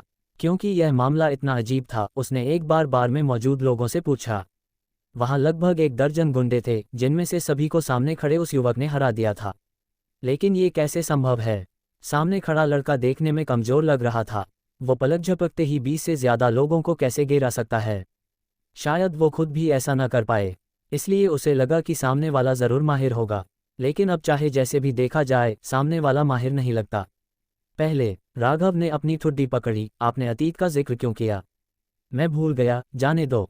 आपको बस इतना जानना है कि मैं अभी सुरक्षा गार्ड हूं और आगे भी सुरक्षा गार्ड ही रहूंगा। ये सुनकर ललिता ने ठंडी सांस ली और फिर बोली। हमारी जांच के अनुसार आप अभी अभी देश में आए हैं, इससे पहले आप कहाँ थे? ओह, मुझे सब याद है। राघव हैरान हुआ और फिर मुस्कुराते हुए बोला। जी हाँ, मैं अभी अभी भारत लौटा हूँ। जाहिर है मैं पहले विदेश में था। कौन सा देश? काफ़ी समय हो गया है, मुझे याद नहीं आ रहा, राघव ने कहा। लेकिन अगर आप मुझे एक सिगरेट दे दें और याद करने को कहें तो शायद मुझे याद आ जाए। उसे एक सिगरेट दो, ललिता ने भौहें चढ़ाईं और फिर अपने बगल वाले व्यक्ति से कहा। थोड़ी देर में पुलिसकर्मी ने एक सिगरेट ली, राघव को दी और उसके लिए जला दी। वाह, ये सिगरेट तो बढ़िया है, मेरी वाली से कहीं बेहतर। राघव ने सिर हिलाया और फिर गहरी सांस ली। आरामदायक। उसने राहत की सांस ली और फिर मुस्कुराया। पिछली नौकरी बहुत तनावपूर्ण थी। अगर मैं सिगरेट पीकर थोड़ा तनाव कम नहीं करता तो शायद मैं वहां टिक ही नहीं पाता। इतना कहकर उसने 2 सांसें लीं। अब बात कर सकते हैं? ललिता ने ठंडे लहजे में पूछा। अगर उसे अपनी मनचाही जानकारी नहीं चाहिए होती तो वो एक दूसरे को सिगरेट कैसे देती? ठीक है, थोड़ा सोच लो। राघव मुस्कुराया। काफ़ी सारे देश हैं, अमेरिका, यूरोप, दक्षिण अफ्रीका, सब जगह जा चुका हूँ। इतने सारे देश, आप क्या करते हैं? ललिता ने भौहें चढ़ाईं। अध्याय 29 आवेग शैतान है। बेशक ये अंशकालिक काम है, ईंटें ढोना, कोयला खोदना, वैसे भी थकने पर क्या करते हो? राघव ने मुस्कुराते हुए कहा। वो झूठ बोल रहा था, भला वो दूसरे पक्ष को असली बात कैसे बता सकता था? ये सुनकर ललिता को गुस्सा आया और उसके दांत किटकिटाने लगे। वो जानती थी कि दूसरा पक्ष सच नहीं बोल रहा है, इसलिए उसने ठंडी सी आवाज़ में फिर से पूछा। उसे विश्वास नहीं था कि दूसरा पक्ष उसके लगातार सवालों का सामना कर पाएगा। ललिता उससे पूछताछ कर रही थी। दूसरी तरफ संजय को जब ये खबर मिली तो वो जोर से हंस पड़ा। हा, राघव, आखिरकार तुम अंदर आ ही गए। भगवान ने मेरी मदद की। वो इतना खुश था कि राघव का अस्तित्व उसके लिए एक बड़े पहाड़ जैसा था और वो सांस भी नहीं ले पा रहा था। राघव के सामने भी उसे पोते जैसा बर्ताव करना पड़ता था। इतना ही नहीं, उसे और भी आश्चर्य इस बात से हुआ कि उसने इनाम की घोषणा भी कर दी थी, लेकिन राघव को मारने के लिए कोई आया ही नहीं। लेकिन अब सब ठीक है। राघव पुलिस स्टेशन में पहुंच गया है और उसके सेन परिवार की ताकत के आगे अगर कोई अंदर किसी को मारना चाहे तो मिनटों में काम तमाम हो जाएगा। ये सोचकर वह जोर से हंस पड़ा। राघव को मार गिराया गया तो अब से वह फिर से यंग मास्टर सेन के रूप में अपनी पहचान हासिल कर लेगा। अब कोई उससे मुकाबला करने की हिम्मत नहीं करेगा। समय आने पर वह जो चाहेगा कर सकता है। बगल में उसका चचेरा भाई जगदीश भी जोर से हंस रहा था, क्योंकि वह जानता था कि सेन परिवार की ताकत कितनी भयानक है। अगर वह लड़का अंदर गया तो बाहर आने के बारे में सोचना भी मत। राघव को पुलिस स्टेशन ले जाने की खबर मिलते ही संजय जोर से हंस पड़ा, लेकिन उसने देर नहीं की और सीधे पुलिस स्टेशन चला गया।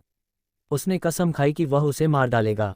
दूसरी तरफ पूछताछ कक्ष में राघव ललिता के साथ ताई ची का अभ्यास कर रहा था। सामने वाला चाहे जो भी पूछता, वह हंसता और बहाने बनाता। मैं आपसे फिर पूछती हूँ, सुरक्षा गार्ड बनने से पहले आप क्या करते थे? ललिता ने गुस्से से पूछा। काम करता था, राघव सिगरेट पीते हुए लापरवाही से बोला, लेकिन उसकी आंखें चमक रही थीं। वाकई उसका फिगर बहुत अच्छा है। मैंने पहले कभी ऐसा नहीं देखा था, लेकिन अब राघव को एहसास हुआ कि उसके सामने खड़ी पुलिस वाली वाकई आकर्षक है। इसलिए वह इस अच्छे मौके को हाथ से जाने नहीं देगा। उसकी आंखें स्कैनर की तरह ऊपर नीचे लगातार स्कैन कर रही थीं। अगर खुद पर काबू न रखा तो लार टपकने लगेगी। क्या देख रहे हो? ललिता का चेहरा गुस्से से लाल हो गया जब उसने दूसरे की निगाहें महसूस की। कुछ नहीं देख रही, आप पूछती रहिए। राघव ने पलकें नहीं झपकाईं, सीधे आगे देखता रहा। कितनी गोरी है, बिल्कुल उबले हुए पाव रोटी की तरह। मुझे आश्चर्य है कि क्या वे उबले हुए पाव रोटी जितने ही नर्म होते हैं। राघव की फुसफुसाहट सुनकर ललिता का चेहरा तुरंत गुस्से से लाल हो गया। उसने दांत पीसते हुए कहा, तो क्या तुम इसे आजमाना चाहते हो? मुझे लगता है, बिल्कुल। क्या ये सच में संभव है? राघव की आंखें चमक उठीं। मैं कई दिनों से भूखी थी। मुझे तुम्हारी बहन की याद आ रही है। ललिता इस बात से गुस्से में थी कि दूसरे पक्ष ने पूछताछ कक्ष में रहते हुए भी उसका फायदा उठाने की हिम्मत कैसे की। ऐसा लगता है कि दूसरे पक्ष को वाकई में सजा के तौर तरीके नहीं पता। वह अचानक खड़ी हो गई और फिर एक पैर मेज पर रखकर जोर से सांस छोड़ी। बगल में खड़े दोनों पुलिसकर्मी ये दृश्य देखकर कांप गए। वे जानते थे कि ललिता पागल होने वाली है। हालांकि राघव की आंखें चौड़ी हो गईं। इतना ही नहीं, दूसरा पक्ष अब मेज पर पैर रखकर अपनी खूबसूरत टांगों को पूरी तरह से दिखा रहा था। वाह, कमाल है। राघव के मुंह से लार टपकने लगी। लड़के, जरा फिर से देखो, मानो या न मानो, मैं तुम्हारी आंखें निकाल दूंगा। ललिता सचमुच गुस्से में थी। उसने कभी किसी को इतना दुस्साहसी नहीं देखा था। राघव की बात सुनकर वह मुस्कुराते हुए बोली, नहीं, तुम पुलिस वाले हो और तुम मेरा कुछ बिगाड़ना चाहते हो। क्या तुम्हें नहीं पता कि यह गैरकानूनी है? पुलिस बहन, मैं तुम्हें सलाह देता हूं कि जल्दबाजी मत करो। जल्दबाजी शैतान के लिए हानिकारक होती है। राघव मुस्कुराते हुए बोला। वह बिल्कुल भी डरा हुआ नहीं लग रहा था। ललिता के दांत किटकिटाने लगे। उसने ठंडी सांस ली और ठंडे स्वर में बोली, तुम्हें भी पता है कि जल्दबाजी शैतान के लिए हानिकारक होती है। तुमने 20 से ज्यादा लोगों को घायल किया है और तुमने एक बेहद गंभीर अपराध किया है। जब मुझे पता चलेगा तो मैं तुम्हें अपने हाथों से जेल भेज दूंगा। नहीं, ये लड़की तो सच में खेलने वाली है। राघव ने भौहें चढ़ाईं और फिर बोला, मैं सचमुच आत्मरक्षा कर रहा हूँ। क्या तुम सच में मुझे जेल में डालने वाले हो? अब तो डर जाओ। दूसरे पक्ष के डरे हुए चेहरे को देखकर ललिता ने गर्व से नाक सिकुड़ी, लेकिन जब उसने दूसरे पक्ष की फिर से खिलखिलाती मुस्कान देखी तो उसका दिल बुरी तरह घबरा गया। अपना रवैया सुधारो और मुझे फिर से हंसने मत दो। क्या तुम सच में जेल जाना चाहते हो? ललिता ने दांत पीसते हुए कहा, अगर तुम आज्ञाकारी होकर बाहर जाना चाहते हो तो तुम्हें हमारे साथ सहयोग करना होगा। ठीक है, चलो मिलकर काम करते हैं, मुझे जल्दी से बाहर निकालो। राघव भी यहाँ ऊब गया था, इसलिए उसने जल्दी से सिगरेट बुझा दी। दूसरे पक्ष का आखिरकार सुधरा हुआ रवैया देखकर ललिता को भी राहत मिली। वह बस फिर से पूछना चाहती थी। हालांकि इसी समय दूर से एक आवाज आई, बहन ललिता, ऐसा व्यक्ति तो अभिशाप है, उसे कैसे रिहा किया जा सकता है? यह आवाज सुनकर राघव तुरंत भौहें चढ़ाकर बोला, धिक्कार है, ये कौन है? तुम्हारी हिम्मत कैसे हुई मुझसे लड़ने की? दूसरी ओर ललिता ने भी भौहें चढ़ा लीं। उसे पूछताछ के दौरान किसी के आने की उम्मीद नहीं थी। थोड़ी देर में उसने देखा कि कौन आ रहा है और अचानक उसके चेहरे पर घृणा के भाव आ गए। राघव ने भी ये देखा और तुरंत अपनी आंखें सिकोड़ लीं, क्योंकि आने वाला कोई और नहीं बल्कि संजय था। राघव से खबर मिलने के बाद वह दौड़ता हुआ आया और आखिरकार इस समय पुलिस स्टेशन पहुंच गया। इस समय उसके चेहरे पर घमंड का भाव था और यह स्पष्ट था कि वह किसी बदमाश जैसा लग रहा था। धिक्कार है, यह आदमी यहाँ क्यों है? राघव ने अपनी आंखें सिकोड़ लीं। ललिता के चेहरे पर भी घृणा के भाव थे। जाहिर है वह संजय को बिल्कुल भी नहीं देखना चाहती थी। दूसरी ओर संजय मुस्कुराया और बहुत दयालु लग रहा था। उसकी नज़रें ललिता पर टिकी हुई थीं और साथ ही उसने मुस्कुराते हुए पूछा, बहन ललिता, हम बहुत दिनों से नहीं मिले हैं, है ना? तुम्हारी बहन कौन है? अपनी आवाज़ पर ध्यान दो, वरना मुझे बदतमीजी के लिए दोष मत देना, ललिता ने ठंडे लहजे में कहा। साथ ही उसने फिर पूछा, तुम यहाँ क्या कर रहे हो? जाहिर है मैं यहाँ किसी से आखिरी बार मिलने आया हूँ। संजय ने राघव की तरफ देखकर ताना मारा। यह आदमी आतंकवादी है और इसे रिहा करने से समाज को ही नुकसान होगा, इसलिए मुझे लगता है कि इसे जिंदगी भर जेल में रखना ही सबसे अच्छा विकल्प है। ये सुनकर राघव ने सचमुच अपनी आंखें सिकोड़ लीं। अब खुश हो? बिल्कुल खुश हूँ, संजय जोर से हंसी। लड़के, जब तुमने मुझे उकसाया था तो क्या तुमने कभी सोचा था कि आज क्या होगा? सच कहूँ, जब तक मैं यहाँ हूँ तुम इस दुनिया से बाहर नहीं जाना चाहोगे। सच में तुम तो कमाल हो। क्या तुम यहाँ की डायरेक्टर हो या फिर कानून? राघव ने ताना मारा, दूसरे पक्ष को पूरी तरह से नज़रअंदाज करते हुए। इसके बजाय उसने ललिता की ओर देखा और जल्दी से कहा, पुलिस बहन, सभी कुत्ते बिल्ली कब पुलिस स्टेशन में घुसेंगे? अध्याय 30। अरे रुको। दूसरी तरफ ललिता का चेहरा भी उतर आया। हालांकि वह राघव को ज्यादा पसंद नहीं करती थी, लेकिन संजय जैसे लोगों से उसे और भी ज्यादा नफरत थी। इसलिए उसने ठंडे लहजे में कहा, इस लड़के ने क्या गुनाह किया है और इसे कितने समय के लिए जेल में बंद किया जाना चाहिए, ये कानून तय करेगा। इससे तुम्हारा कोई लेना देना नहीं है। भविष्य में ऐसी बेवकूफ़ी भरी बातें मत करना, संजय ने भी ठंडे लहजे में कहा, अपने दांत दिखाते हुए। ललिता, अपनी इज्जत के लिए बहन कहो, लेकिन ज्यादा घमंड मत करो। तुम चाहे कितने भी ताकतवर क्यों न हो, तुम सिर्फ एक पुलिस वाले हो। क्या तुम्हें पता है कि मैं कौन हूं और यहाँ हमारे सेन परिवार का क्या रुतबा है? मेरे पिताजी के एक फ़ोन कॉल से ही, मानो या न मानो, तुम सब अपनी नौकरी खो सकते हो। संजय बहुत घमंडी था। ये सुनकर उनके बगल में खड़े दोनों पुलिस वाले भी मुंह फुला लिए। वे इस अमीर दूसरी पीढ़ी को सबसे ज्यादा नापसंद करते थे और ललित तो और भी ज्यादा गुस्से में थी। उसने ताना मारते हुए कहा, सच में तुम निकम्मे हो। तुम्हारी उम्र कितनी है और तुम अभी भी अपने पिता के बारे में खुलकर बोलते हो और उनके पिता के बारे में चुप रहते हो? क्या तुम्हारी उम्र इतनी हो गई है कि तुम्हें बिस्तर गीला करना पड़ता है, डायपर बदलना पड़ता है? मैं तुम्हें सलाह देती हूँ, बाहर आकर शर्मिंदा न होना ही बेहतर है। धड़ाम। ये सुनकर राघव सीधे हंस पड़ा। उसे उम्मीद नहीं थी कि ललिता का मुंह इतना जहरीला होगा, बिस्तर गीला करने की बात पर भी। बगल में संजय का चेहरा लाल हो गया था और उसकी आंखों में गुस्से की आग जल रही थी। हालांकि वह ललिता की कुंफू को जानता था और वह उसे बिल्कुल भी हरा नहीं सकता था, इसलिए वह केवल अपना गुस्सा दूसरों पर निकाल सकता था। उसने अपना सिर घुमाकर राघव पर ठंडे लहजे में चिल्लाते हुए कहा, हंसना बंद करो। किसने तुम्हें हंसाया? मैं जब चाहूं हंस सकता हूं, तुम्हें क्या हुआ है? राघव ने ठंडी सांस ली। दूसरे पक्ष की हिम्मत कैसे हुई उसे डांटने की? मुझे तो समझ ही नहीं आ रहा कि मैं क्या करूं। अगर यह पुलिस स्टेशन न होता तो मुझे डर है कि दूसरा पक्ष अब तक जमीन पर पड़ा होता। राघव की तिरस्कारपूर्ण मुस्कान देखकर संजय गुस्से से आग बबूला हो गया। उसने सोचा था कि राघव पुलिस स्टेशन में आ चुका है, इसलिए वह अकड़ दिखाने की हिम्मत नहीं करेगा, लेकिन उसने यह उम्मीद नहीं की थी कि दूसरा पक्ष उसका विरोध करने की हिम्मत करेगा। इससे उसका गुस्सा असहनीय हो गया और उसने दहाड़ते हुए अपना हाथ उठाया और राघव को जोरदार थप्पड़ मारा, लेकिन हाथ हिलाने से पहले ही उसे पकड़ लिया गया। संजय गुस्से से पागल हो गया और अचानक पीछे मुड़ा तो देखा कि उसे ललित ने नहीं पकड़ा था। इस पर ललित ने भौहें चढ़ाकर कहा, ये पुलिस स्टेशन है, यहाँ मनमानी करने की जगह नहीं है। मैं आपको सलाह देता हूँ कि कुछ मत करो, जहाँ भी जाना हो वापस जाओ। सुनो, अभी निकल जाओ, ये तुम्हारा घर नहीं है, नहीं यहाँ तुम मनमानी कर सकते हो। राघव ने कंधे उचकाए और राशि के पैर फिर से ऊपर उठा दिए। राघव के इस घमंडी चेहरे को देखकर संजय गुस्से से दांत पीसते हुए बोला, ललित, तुम्हारी इज्जत की कसम, मैं तुम्हें कुछ नहीं करना चाहता। जल्दी करो और इसे छोड़ दो, वरना मुझे बदतमीजी करने के लिए दोष मत देना। सच कहूं तो मैं आज इस लड़के से निपटने आया हूं और कोई मुझे रोक नहीं सकता। उसने ललित और बाकी लोगों की प्रतिक्रिया का इंतजार किए बिना सीधे राघव की ओर लात मारी। ये लात बहुत तेज और अचानक थी, क्योंकि किसी ने सोचा भी नहीं था कि संजय पूछताछ कक्ष में ऐसा करने की हिम्मत करेगा। फिर भी वह चूक गया, क्योंकि राघव का कौशल कल्पना से परे था। इतना ही नहीं, राघव ने सीधे विरोधी के पैर के एक खास बिंदु पर उंगली रखी।